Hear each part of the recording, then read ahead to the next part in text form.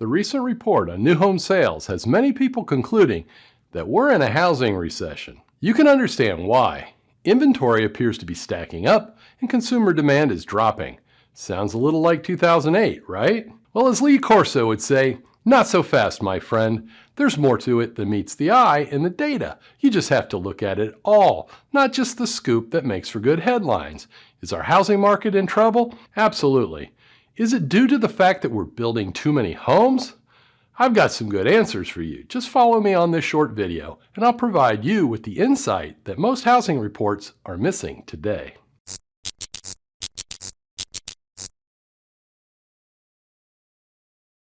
Today's report fully covers new construction activity in the U.S. I provide some interesting insights into what has been built and what is currently in the pipeline being constructed. For most of my reports, I find new housing data, graph it, and then share my observations. Today's video is different. Today's observations have been taken from Kevin Erdmann, a gentleman who has written 2 books on the housing market and has the top real estate newsletter I'm aware of. He offers both a free version and a paid version of his newsletter, and I've shared a link below to where you can go to subscribe to either version. I strongly endorse Erdmann's work, as it's hugely insightful and will get you to understand where today's market sits and where we can expect it to go in the future. My advice is to sign up for his free newsletter and read the first few posts.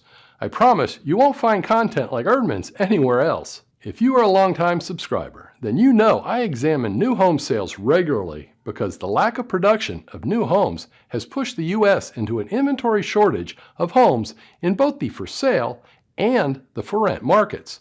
If you're not a subscriber, please click the thumbs up like button and subscribe now so that you get all my new content when it is fresh. If you want to know what's going on in housing, to see and hear the data explained, to evaluate the facts and ignore the hype porn that is so prevalent online, then subscribe now and I'll keep you in the know. This graph shows the trends in new homes sold in blue, new homes for sale in red, and the months of supply of new homes for sale in gray. We see the blue line dropping, that's sales, the red line rising, that's the inventory, thus the months of supply has reached a 13-year high. Looks like we suddenly find ourselves in late 2008 territory. And I don't have to remind you what 2008 territory was like. This is a weird cycle though, because inflation has been coming from both supply chain problems and from inflationary conditions. We are hot and cold and hot, all at the same time. It's hard to know which reversals are good and which are bad. To better understand today's market condition, Erdmann provides us a basis to define changing conditions. To better explain ongoing changes, Erdmann defines the status of the housing market through one of the following 4 categories. Category 1, demand outstripping capacity, sales high, homes under construction increasing. Category 2, demand normalizing, sales declining, homes under construction high but decreasing. Category 3, demand overcorrecting, sales declining, homes under construction declining. And Category 4, demand excessive overcorrection, sales bottoming, homes under construction declining, prices declining. A quick review of 2005 through 2008, Category 1 was only localized then. A few major cities are perennially at their chosen capacity for housing production so that the rest of the country had to make up the difference. So much so that some of the rest of the country hit its capacity for housing production.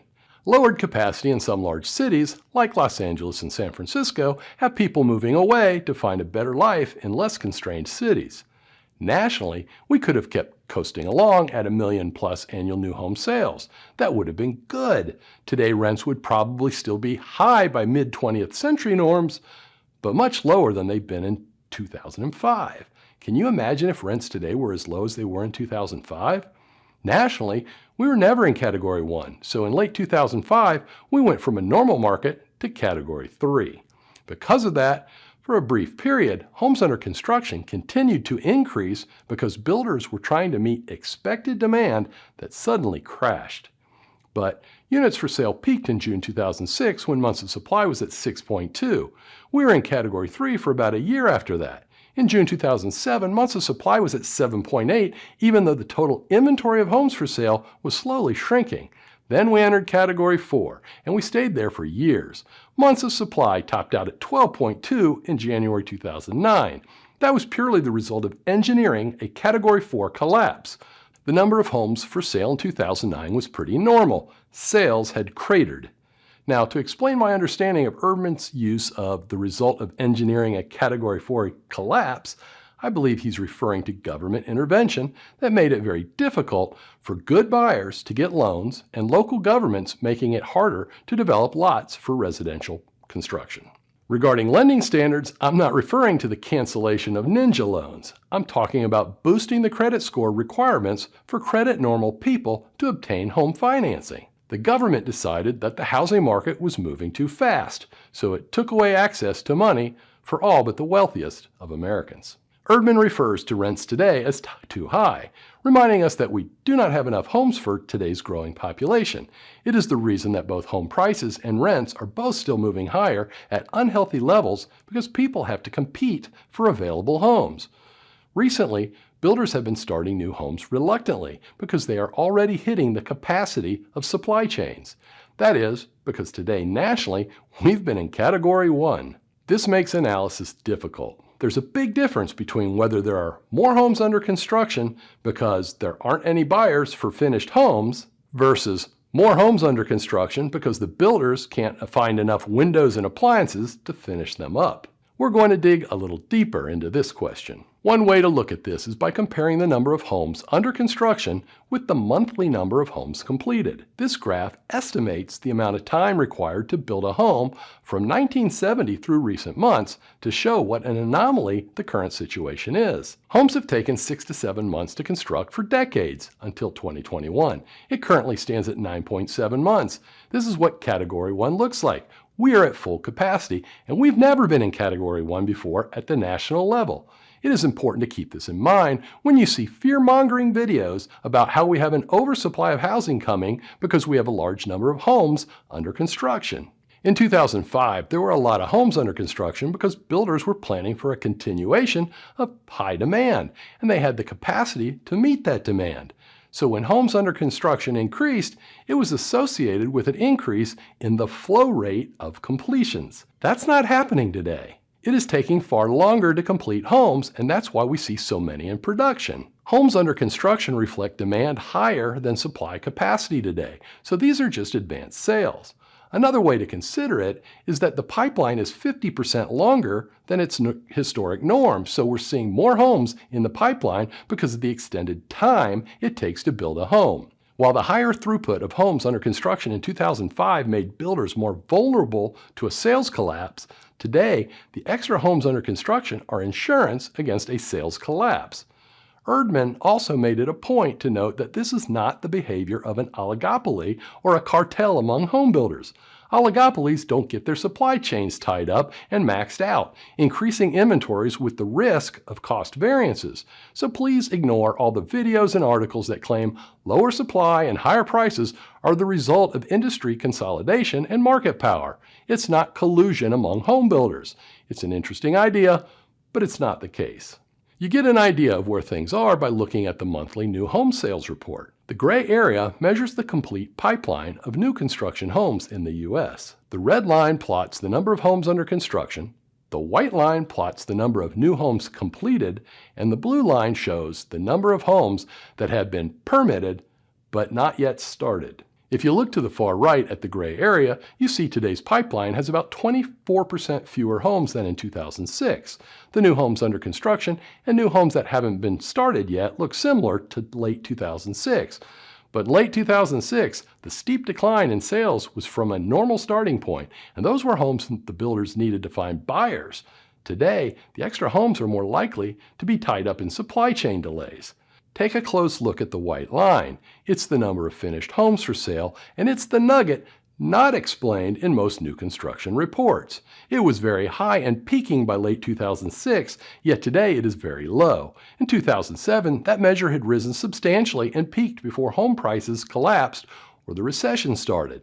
Today we're near an all-time low of new homes for sale that are completed. The Census Bureau publishes a median number of months for sale figure, which you don't see referenced nearly as often as their month supply figure is. This graph plots the median number of months a completed home for sale has been completed and unsold. Think of it as the post-construction market time for new homes. It reached a record low this month. Again, the median number of months for sale for new homes didn't increase until well after sales had started to fall in 2006, and yet today it's going in the opposite direction.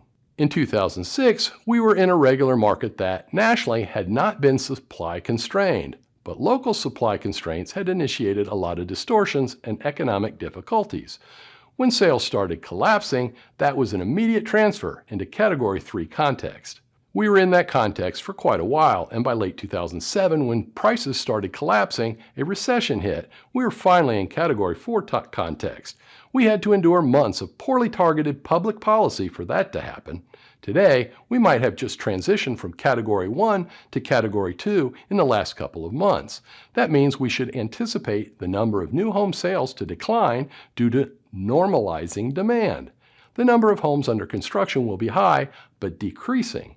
So long as the government does not decide to crash the housing market again, we should hope that the new construction industry will continue to bring much-needed homes to the market. Remember, there's always data out there that most real estate reports ignore or do not understand. If you want the full picture, a deep dive into what collectively the data is revealing, you have to do a thorough analysis. I recommend you start by subscribing to Erdmann's newsletter. It is more information about new homes and the overall housing market than you can find anywhere else. If you want to see a video featuring my 9 tips for buying a home in a highly competitive market, you can view it by clicking on the box in the top left corner of your screen. To see a popular video featuring my top 6 home selling tips, just click on the box below it. Please remember to like this video, check out the links below it, and subscribe to our channel so that you never miss anything.